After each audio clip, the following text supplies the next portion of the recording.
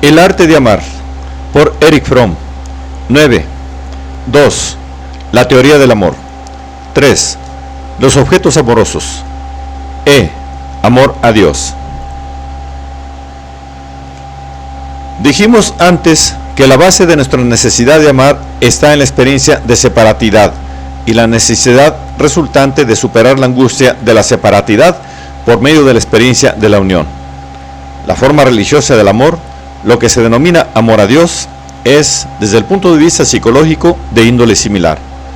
Surge de la necesidad de superar la separatidad y lograr la unión. En realidad, el amor a Dios tiene tantos aspectos y cualidades distintas como el amor al hombre, y en gran medida encontramos en él las mismas diferencias.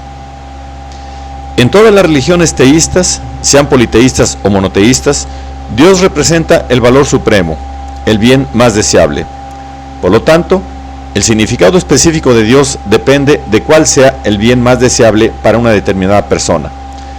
La comprensión del concepto de Dios debe comenzar, en consecuencia, con un análisis de la estructura caracterológica de la persona que adora a Dios. Hasta donde tenemos conocimiento al respecto, el desarrollo de la raza humana puede caracterizarse como la emergencia del hombre de la naturaleza, de la madre, de los lazos de la sangre y el suelo. En el comienzo de la historia humana, el hombre, si bien expulsado de la unidad original con la naturaleza, se aferra todavía a esos lazos primarios. Encuentra seguridad regresando o aferrándose a esos vínculos primitivos. Siéntese identificado todavía con el mundo de los animales y de los árboles, y trata de lograr la unidad formando parte del reino natural. Muchas religiones primitivas son manifestaciones de esa etapa evolutiva. Un animal se transforma en un tótem. Se utilizan máscaras de animales en los actos religiosos o en la guerra. Se adora a un animal como Dios. En una etapa posterior de evolución, cuando la habilidad humana se ha desarrollado hasta alcanzar la del artesano o el artista, cuando el hombre no depende ya exclusivamente de los dones de la naturaleza, la fruta que encuentra y el animal que mata, el hombre transforma el producto de su propia mano en un Dios. En esa, la etapa de la adoración de ídolos hechos de arcilla, plata u oro. El hombre proyecta sus poderes y habilidades propios en las cosas que hace, y así, a distancia, adora sus proezas, sus posesiones. En una etapa ulterior, el hombre da a sus dioses la forma de seres humanos. Parece que eso solo puede ocurrir cuando el hombre se ha tornado más consciente de sí mismo y cuando ha descubierto al hombre como la cosa más elevada y digna en el mundo. En esa fase de adoración de un Dios antropomórfico, encontramos una evolución de dos dimensiones. Una se refiere a la naturaleza femenina o masculina de los dioses, la otra al grado de madurez alcanzada por el hombre, grado que determina la naturaleza de sus dioses y la naturaleza de su amor a ellos. Hablemos en primer término del paso desde las religiones matriarcales a las patriarcales. De acuerdo con los notables y decisivos descubrimientos de Bachofen y Morgan, a mediados del siglo pasado, y a pesar de que la mayoría de los círculos académicos rechazó esos hallazgos, no parecen existir dudas acerca de la existencia de una fase matriarcal de la religión, anterior a la patriarcal, por lo menos en muchas culturas. En la fase matriarcal, el ser superior es la madre, es la diosa, y asimismo la autoridad de la familia y la sociedad. Para comprender la esencia de la religión matriarcal, basta con recordar lo dicho sobre la esencia del amor materno. El amor de la madre es incondicional y también es omniprotector y envolvente. Como es incondicional, tampoco puede controlarse o adquirirse. Su presencia da a la persona amada una sensación de dicha. Su ausencia produce un sentimiento de abandono y profunda desesperación. Puesto que la madre ama a sus hijos porque son sus hijos y no porque sean buenos, obedientes o cumplan sus deseos y órdenes, el amor materno se basa en la igualdad. Todos los hombres son iguales, porque son todos hijos de una madre, porque todos son hijos de la madre tierra. La etapa siguiente de la evolución humana, la única que conocemos plenamente y a cuyo respecto no tenemos necesidad de confiar en inferencias y reconstrucciones, es la fase patriarcal. En ella, la madre pierde su posición suprema y el padre se convierte en el ser supremo. tanto en la religión como en la sociedad. La naturaleza del amor del Padre le hace tener exigencias, establecer principios y leyes, y a que su amor al Hijo dependa de la obediencia de éste a sus demandas. Prefiere al Hijo que más se le asemeja, al más obediente y capacitado para sucederle, como heredero de todas sus posesiones. El desarrollo de la sociedad patriarcal es paralelo a la de la propiedad privada. Como consecuencia, la sociedad patriarcal es jerárquica. La igualdad de los hermanos se transforma en competencia y lucha mutua. Sea que consideremos las culturas india, egipcia o griega, o las religiones judeocristiana o islámica, nos encontramos en medio de un mundo patriarcal, con dioses masculinos sobre los que reina un dios principal, o donde todos los dioses han sido eliminados menos uno, el Dios. Sin embargo, puesto que es imposible arrancar del corazón humano el anhelo de amor materno, no es sorprendente que la figura de la madre amante no se haya podido expulsar totalmente del panteón. En la religión judía, los aspectos maternos de Dios vuelven a introducirse, en especial en las diversas corrientes místicas. En la religión católica, la Iglesia y la Virgen simbolizan a la madre. Ni siquiera en el protestantismo permanece oculta. Lutero estableció como principio fundamental que nada de lo que el hombre hace puede procurarle el amor de Dios. El amor de Dios es gracia. La actitud religiosa consiste en tener fe en esa gracia y hacerse pequeño y desvalido.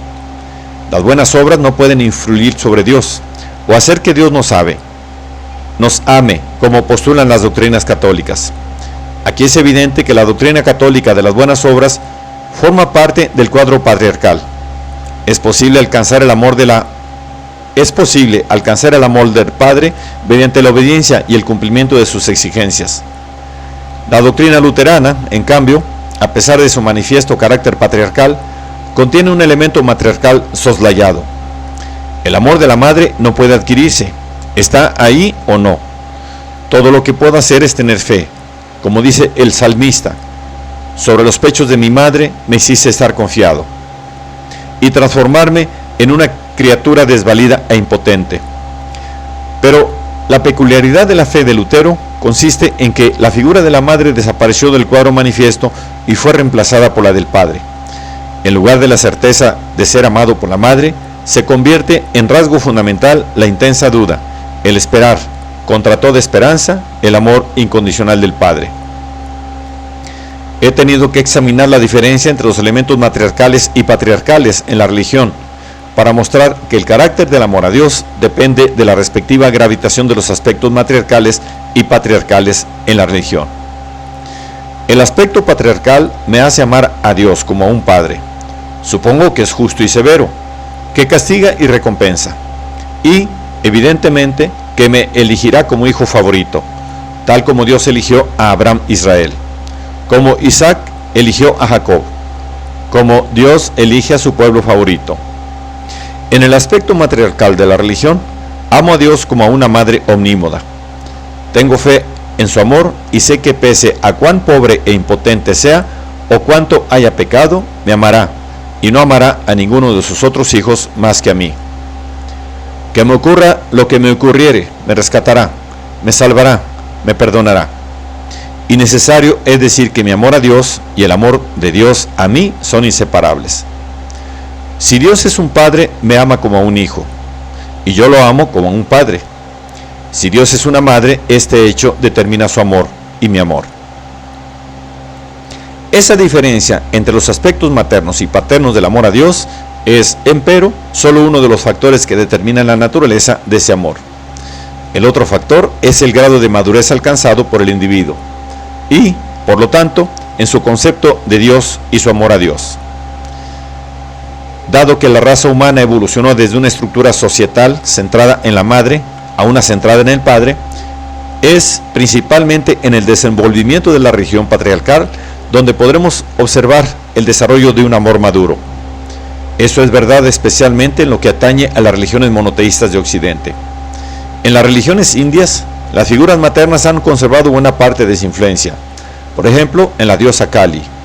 En el budismo y en el taoísmo, el concepto de un dios o de una diosa carecía de significación esencial, si es que no había sido eliminado por completo. Al comienzo de esa evolución, encontramos un Dios despótico, celoso, que considera que el hombre que él ha creado es su propiedad y que tiene derecho a hacer con él cuanto quiera. Esa es la fase religiosa en la que Dios arroja al hombre del paraíso, para que no coma del árbol del saber y se convierta así en Dios mismo. Es la fase en la que Dios decide destruir la raza humana mediante el diluvio, porque ninguno de sus miembros le gusta, con la excepción de su hijo favorito, Noé. Es la fase en la que Dios le exige a Abraham que mate a su único y amado hijo Isaac, para probar su amor por él, con un acto de total obediencia. Pero al mismo tiempo comienza una nueva etapa. Dios hace un pacto con Noé, por el cual le promete no volver a destruir jamás la raza humana. Un pacto en el cual él mismo se compromete. No solo está atado por sus promesas, sino por su propio principio de justicia. Y sobre esa base, Dios debe someterse al pedido de Abraham de no destruir Sodoma si hay en ella por lo menos 10 hombres justos. Pero la evolución va más allá de transformar a Dios, de la figura de un despótico jefe de tribu en un padre amante, en un padre que está sometido al principio que él mismo ha postulado. Tiende a que Dios deje de ser la figura de un padre y se convierta en el símbolo de sus principios, los de justicia, verdad y amor. Dios es verdad, Dios es justicia. En ese desarrollo, Dios deja de ser una persona, un hombre, un padre. Se convierte en el símbolo del principio de unidad subyacente a la multiplicidad de los fenómenos, de la visión de la flor que crecerá de la semilla espiritual que alberga el hombre en su interior. Dios no puede tener un nombre. Un nombre siempre denota una cosa, o una persona, algo finito. ¿Cómo puede Dios tener un nombre si no es una persona ni una cosa? El incidente más notable de ese cambio es el relato bíblico de la revelación de Dios a Moisés. Cuando Moisés le dice que los hebreos no creerán que Dios lo ha enviado, a menos que pueda decirles el nombre de Dios, ¿cómo podrían los adoradores de ídolos comprender un Dios sin nombre, puesto que la esencia misma de un ídolo es tener un nombre? Dios hace una concesión. Dice a Moisés que su nombre es Yo soy el que soy. Yo soy el que seré es mi nombre. Yo soy el que seré significa que Dios no es finito, que no es una persona, un ser. La traducción más adecuada de la frase sería: dile que mi nombre es sin nombre. La prohibición de ser imágenes de Dios, de pronunciar su nombre en vano y eventualmente de pronunciar su nombre en absoluto, apunta a la misma finalidad, la de liberar al hombre de la idea de que Dios es un padre, una persona.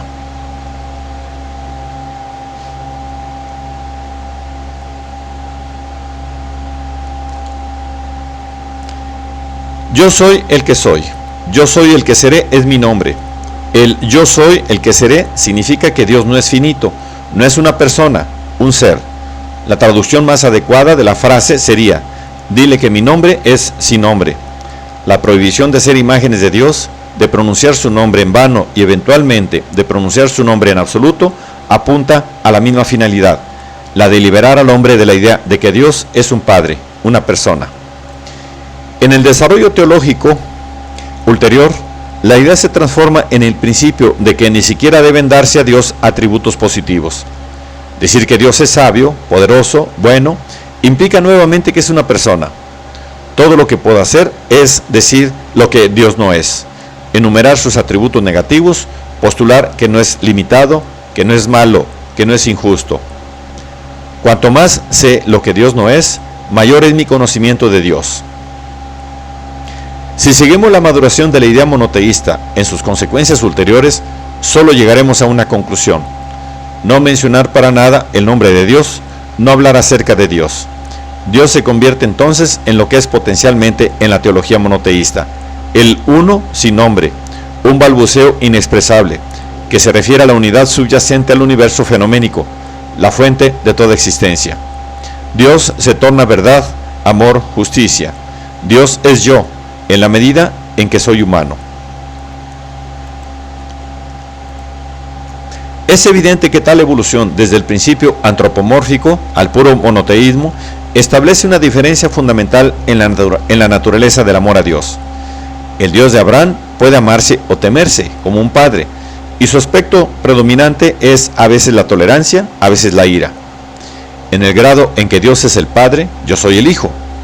No he emergido plenamente del deseo autista de omnisciencia y omnipotencia.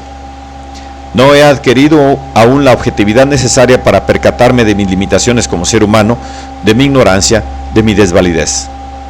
Reclamo aún, como una criatura, que hay un Padre que me rescate, que me vigile, que me castigue, un Padre que me aprecie cuando soy obediente, que se sienta halagado por mis loas y enojado a causa de mi desobediencia. Es notorio que la mayoría de la gente no ha superado, en su evolución personal, esa etapa infantil, y de ahí que su fe en Dios signifique creer en un Padre protector, una ilusión infantil. Esta sigue siendo la forma predominante, a pesar del hecho de que algunos grandes maestros de la raza humana y un pequeño número de hombres hayan superado ese concepto de la religión. En la medida en que las cosas son así, la crítica de la idea de Dios, tal como la expresó Freud, es correcta. El error, sin embargo, está en el hecho de que no tuvo en cuenta el otro aspecto de la religión monoteísta y su verdadero núcleo, cuya lógica lleva exactamente a la negación de este concepto de Dios. La persona verdaderamente religiosa, que capta la esencia de la idea monoteísta, no reza por nada, no espera nada de Dios, no ama a Dios como un niño a su padre o a su madre.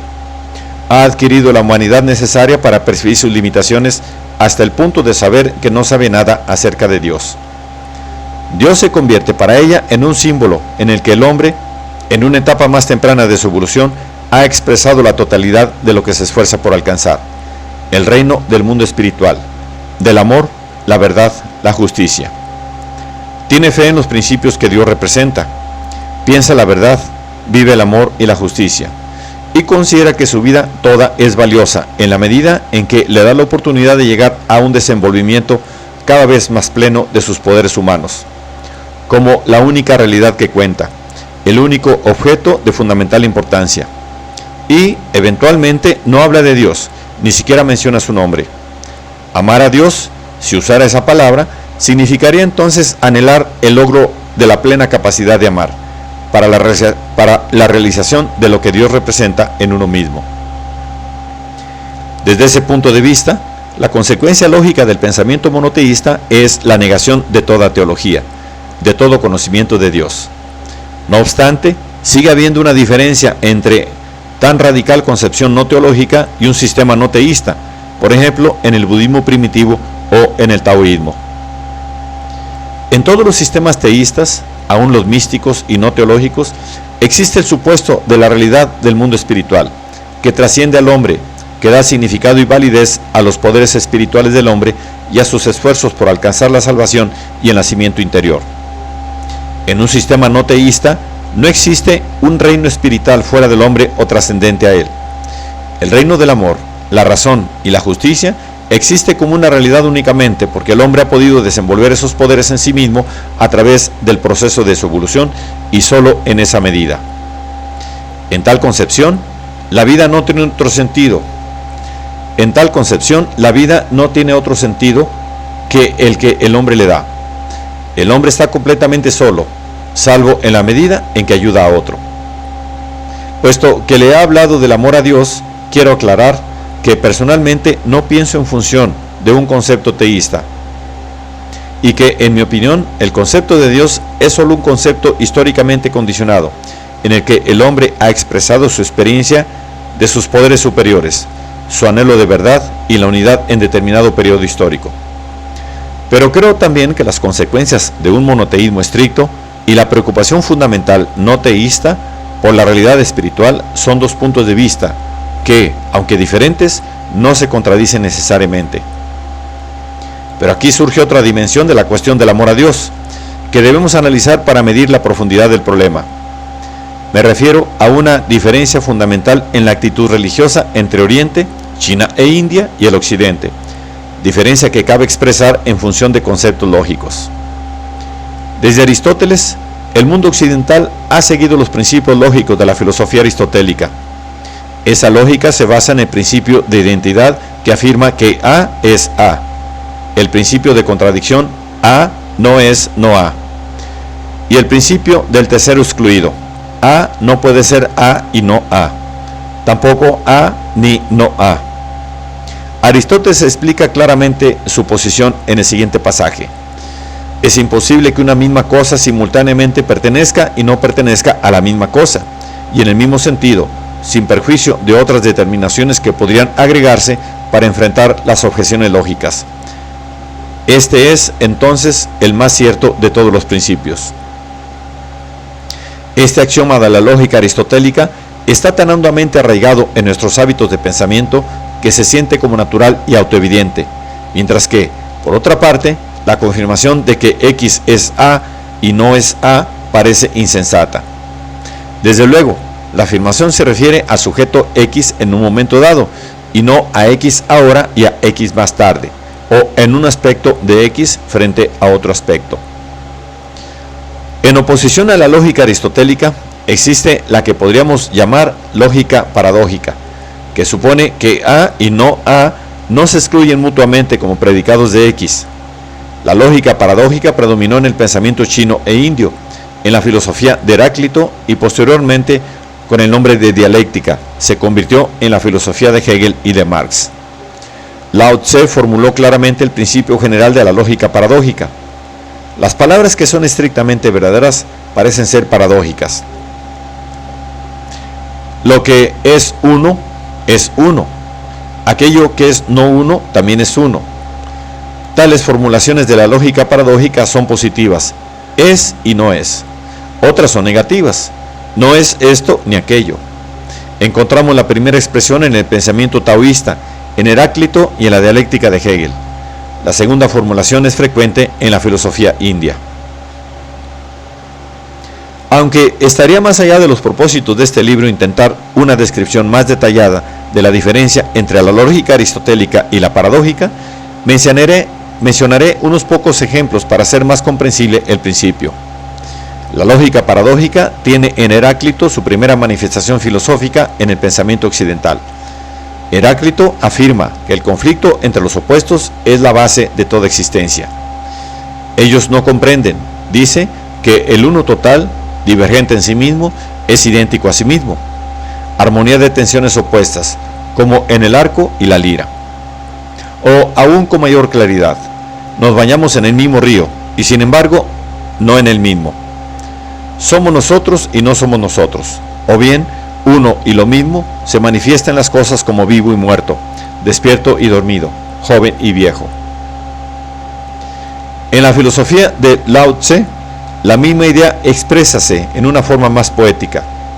Un ejemplo característico del pensamiento paradójico taoísta es el siguiente. La gravedad es la raíz de la liviandad. La quietud es la rectora del movimiento. O bien, el Tao en su curso regular no hace nada, y por lo tanto no hay nada que no haga. O bien, mis palabras son muy fáciles de conocer y muy fáciles de practicar, pero no hay nadie en el mundo capaz de conocerlas y practicarlas. En el pensamiento taoísta, así como en el pensamiento indio y socrático, el nivel más alto al que puede conducirnos el pensamiento es conocer lo que no conocemos. Conocer y, no obstante, pensar que no conocemos es el más alto logro. No conocer y sin embargo pensar que conocemos es una enfermedad. Que el Dios Supremo no pueda nombrarse no es sino una consecuencia de esa filosofía. La realidad final, lo uno fundamental, no puede encerrarse en palabras o en pensamientos. Como dice Lao Tse, el Tao que puede ser hallado no es el Tao permanente y estable. El nombre que puede nombrarse no es el nombre permanente y estable. O, en una formulación distinta, lo miramos y no lo vemos, y lo llamamos el ecuable. Lo escuchamos y no lo oímos, y lo llamamos el inaudible. Tratamos de captarlo y no logramos hacerlo, y lo nombramos el sutil. Con estas tres cualidades no puede ser sujeto de descripción, y por eso las fundimos y obtenemos el uno. Y aún otra formulación de la misma idea. El que conoce el Tao no necesita hablar sobre él. El que está siempre dispuesto a hablar sobre él no lo conoce. La filosofía brahmánica se preocupaba por la relación entre la multiplicidad de los fenómenos y la unidad Brahma. Pero la filosofía paradójica no debe confundirse en la India ni en la China con un punto de vista dualista. La armonía, unidad, consiste en la posición conflictual que la constituye.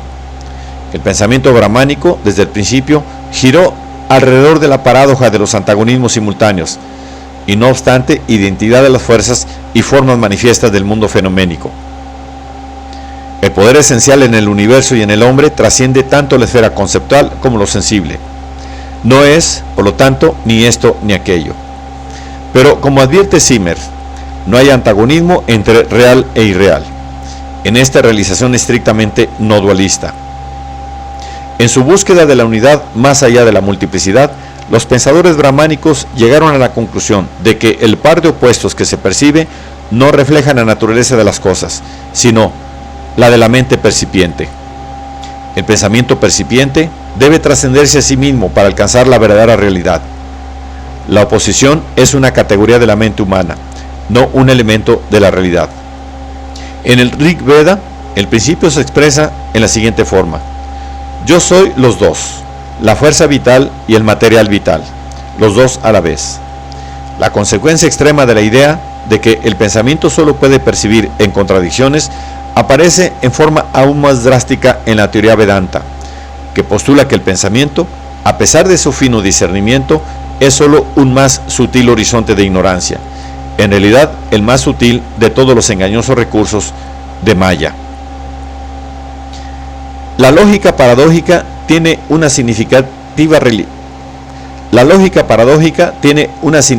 relación con el concepto de Dios.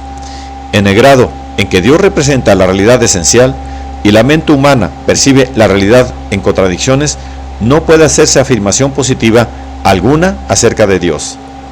En los Vedas, la idea de un Dios omnisapiente y omnipotente se considera la forma más extrema de ignorancia. Vemos aquí la conexión con la falta de nombre del Tao. El nombre innominado del Dios que se revela a Moisés, la nada absoluta, de Meister Eckhart. El hombre solo puede conocer la negación y nunca la posición de la realidad esencial. Mientras tanto, el hombre no puede conocer lo que Dios es, aunque tenga plena conciencia de lo que Dios no es. Así satisfecha con nada, la mente clama el bien supremo.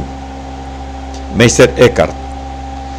El divino es una negación de las negaciones y una negativa de las negativas.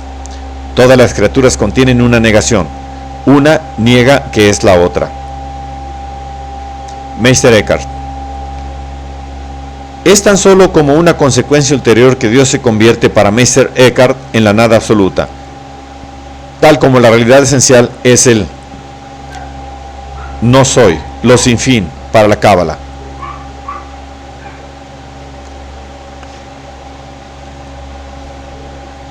Es tan solo como una consecuencia ulterior que Dios se convierte para Meister Eckhart en la nada absoluta, tal como la realidad esencial es el en sol, lo sin fin, para la Cábala. He examinado la diferencia entre la lógica aristotélica y la paradójica, con el propósito de preparar el terreno para una importante distinción en el concepto del amor a Dios. Los maestros de la lógica paradójica afirman que el hombre puede percibir la realidad solo en contradicciones, y que su pensamiento es incapaz de captar la realidad unidad esencial, lo uno mismo. Ello trajo como consecuencia que no se aspira como finalidad última a descubrir la respuesta en el pensamiento. Este solo nos dice que no puede darnos la última respuesta. El mundo del pensamiento permanece envuelto en la paradoja. La única forma como puede captarse el mundo en su esencia reside no en el pensamiento, sino en el acto, en la experiencia de unidad. La lógica paradójica llega así a la conclusión de que el amor a Dios no es el conocimiento de Dios mediante el pensamiento, ni el pensamiento del propio amor a Dios, sino el acto de experimentar la unidad con Dios.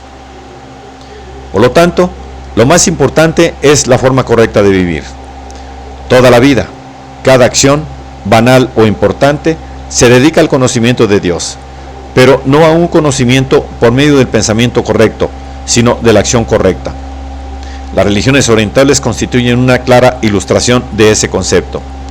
Tanto en el brahmanismo como en el budismo y el taoísmo, la finalidad fundamental de la religión no es la creencia correcta, sino la acción correcta. Lo mismo ocurre en la religión judía. Prácticamente no se registra en la tradición judía ningún cisma por cuestiones de creencia. La única gran excepción, la diferencia entre fariseos y saduceos, se produjo esencialmente entre dos clases sociales opuestas. La religión judía asignaba esencial importancia, particularmente desde el comienzo de la era cristiana, a la forma correcta de vivir, el halacha, palabra que en realidad tiene casi el mismo sentido que el Tao. En la historia moderna, el mismo principio se expresa en el pensamiento de Spinoza, Marx y Freud. En la filosofía de Spinoza, el acento se traslada de la creencia correcta a la conducta correcta en la vida. Marx sostuvo idéntico principio cuando dijo: los filósofos han interpretado el mundo de distintas maneras. La tarea es transformarlo. La lógica paradójica de Freud lo llevó al proceso de la terapia psicoanalítica, la experiencia cada vez más profunda de uno mismo. Desde el punto de vista de la lógica paradójica, lo fundamental no es el pensamiento, sino el acto. Tal actitud tiene diversas otras consecuencias. En primer término, llevó a la tolerancia que encontramos en el desarrollo religioso indio y chino. Si el pensamiento correcto no constituye la última verdad ni la forma de lograr la salvación, no hay razones que justifiquen el oponerse a los que han arribado a formulaciones distintas. Esa tolerancia está bellamente expresada en la historia de varios hombres a quienes se pidió que describieran un elefante en la oscuridad. Uno de ellos, tocándole la trompa, dijo: este animal es como una cañería. Otro, tocándole la oreja, dijo: este animal es como un abanico. Un tercero, tocándole las patas, lo describió como una columna. En segundo lugar, el punto de vista paradójico llevó a dar más importancia al hombre en transformación que el desarrollo del dogma, por una parte, y de la ciencia, por la otra. Desde el punto de vista chino, indio y místico, la tarea religiosa del hombre no consiste en pensar bien, sino en obrar bien, y en llegar a ser uno con el uno en el acto de la meditación concentrada. En lo que toca a la corriente principal del pensamiento occidental, cabe afirmar lo contrario. Puesto que se esperaba encontrar la verdad fundamental en el pensamiento correcto, otorgábase especial importancia al pensar, aunque también se valoraba la acción correcta. En la evolución religiosa, tal actitud condujo a la formación de dogmas, a interminables argumentos acerca de los principios dogmáticos y a la intolerancia frente al no creyente o hereje. Más aún, llevó a considerar la fe en Dios como la principal finalidad de la actitud religiosa. Naturalmente, eso no significa que no existiese también el concepto de que se debía vivir correctamente. Pero, no obstante, la persona que creía en Dios, aunque no viviera a Dios, sentíase superior a los que vivían a Dios, pero no creían en Él. El énfasis puesto en el pensamiento posee asimismo otra consecuencia de importancia histórica. La idea de que se podía encontrar la verdad por medio del pensamiento llevó no solo al dogma, sino también a la ciencia. En la ciencia del pensamiento correcto es todo lo que cuenta. En la ciencia, el pensamiento correcto es todo lo que cuenta, tanto en el sentido de la honestidad intelectual como en el de su aplicación a la práctica, esto es, a la técnica. En resumen, la lógica paradójica llevó a la tolerancia y a un esfuerzo hacia la autotransformación. La consideración aristotélica condujo al dogma y a la ciencia, a la Iglesia Católica y al descubrimiento de la energía atómica. Hemos explicado ya implícitamente las consecuencias de tal diferencia entre ambos puntos de vista, en lo que se refiere al problema del amor a Dios, y solo es necesario resumirlas brevemente. En el sistema religioso occidental predominante, el amor a Dios es esencialmente lo mismo que la fe en Dios, en su existencia, en su justicia, en su amor. El amor a Dios es fundamentalmente una experiencia mental. En las religiones orientales y en el misticismo, el amor a Dios es una intensa experiencia afectiva de unidad, inseparablemente ligada a la expresión de ese amor en cada acto de la vida. La formulación más radical de esa meta pertenece a Meister Eckhart. Si por lo tanto me transformo en Dios y Él me hace uno consigo mismo, entonces, por el Dios viviente, no hay distinción alguna entre nosotros. Alguna gente cree que va a ver a Dios, como si Él estuviera ahí, y ellos aquí, pero eso no ha de ocurrir. Dios y yo somos uno. Al conocer a Dios, lo tomo en mí mismo. Al amar a Dios, lo penetro. Meister Eckhart. Y podemos volver ahora a un importante paralelo entre el amor a los padres y el amor a Dios. Al comienzo, el niño está ligado a la madre como fuente de toda existencia. Se siente desvalido y necesita el amor omnímodo de la madre. Luego se vuelca hacia el padre como nuevo centro de sus afectos, siendo el padre un principio rector del pensamiento y la acción. En esa etapa, lo impulsa la necesidad de conquistar el elogio del padre y de evitar su disconformidad. En la etapa de la plena madurez, se ha liberado de las personas de la madre y del padre como poderes protector e imperativo. Ha establecido en sí mismo los principios materno y paterno. Se ha convertido en su propio padre y madre. Es padre y madre. En la historia de la raza humana, observamos, y podemos anticipar, idéntico desarrollo desde el comienzo del amor a Dios, como la desamparada relación con una diosa madre, a través de la obediencia a un Dios paternal, desde una etapa madura en la que Dios deja de ser un poder exterior, en la que el hombre ha incorporado en sí mismo los principios de amor y justicia, en la que se ha hecho uno con Dios y, eventualmente, a un punto en que solo habla de Dios en un sentido poético y simbólico. De tales consideraciones se deduce que el amor a Dios no puede separarse del amor a los padres. Si una persona no emerge de la relación incestuosa con la madre, el clan, la nación, si mantiene su dependencia infantil de un padre que castiga y recompensa, o de cualquier otra autoridad, no puede desarrollar un amor maduro a Dios. Su religión es, entonces, la que corresponde a la primera fase religiosa, en la que experimentaba a Dios como a una madre protectora o a un padre que castiga y recompensa. En la religión contemporánea encontramos todas las fases, desde la más antigua y primitiva hasta la más elevada. La palabra Dios denota el jefe de tribu, tanto como la nada absoluta. En igual forma, cada individuo conserva en sí mismo, en su inconsciente, como lo ha demostrado Freud, todas las etapas desde la del infante desvalido en adelante. La cuestión es hasta qué punto ha crecido. Una cosa es segura: la naturaleza de su amor a Dios corresponde a la naturaleza de su amor al hombre, y además la verdadera cualidad de su amor a Dios y al hombre es con frecuencia inconsciente, encubierta y racionalizada por una idea más madura que lo que su amor es. El hombre al hombre, el amor al hombre, además, si bien directamente arraigado en sus relaciones con su familia, está determinado en última instancia por la estructura de la sociedad en que vive. Si la estructura social es de sumisión a la autoridad manifiesta o autoridad anónima de la opinión pública y del mercado, su concepto de Dios será infantil y estará muy alejado del concepto maduro, cuyas semillas se encuentran en la historia de la religión monoteísta.